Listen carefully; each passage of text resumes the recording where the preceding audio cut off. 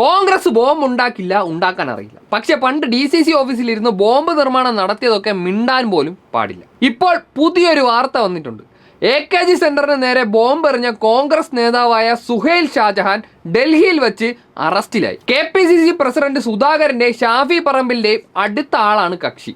ആക്രമണം നടത്തിയ ശേഷം വിദേശത്തേക്ക് കടക്കുകയായിരുന്നു. ബാക്കി രണ്ടെണ്ണത്തിന് നേരത്തെ തന്നെ പൊക്കി. ഇയാൾ ഇങ്ങനെ പാട്ടൊക്കെ പാടി ഡൽഹിയിൽ വിമാനം വന്ന് ഇറങ്ങിയതായിരുന്നു. പക്ഷെ എന്ത് ചെയ്യാം, പിടിയിലായി. കോൺഗ്രസ് ബോംബ് ഉണ്ടാക്കുകയില്ല, എറിയുകയില്ല, എറിഞ്ഞിട്ട് ന്യായീകരിക്കുകയില്ല.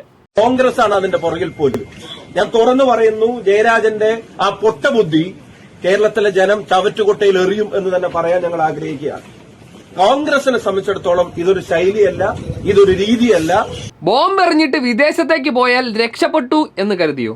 തിരിച്ച് കേരളത്തിലേക്ക് നേരിട്ട് വരാതെ ഡൽഹിയിൽ ഇറങ്ങി ഷാഫി പറമ്പിലിന്റെ കൂടെ ഇങ്ങോട്ട് വരാനുള്ള പ്ലാനായിരുന്നു. പക്ഷെ എന്ത് ചെയ്യാം, കേരള പോലീസിന്റെ മുമ്പിൽ പണി പാളി.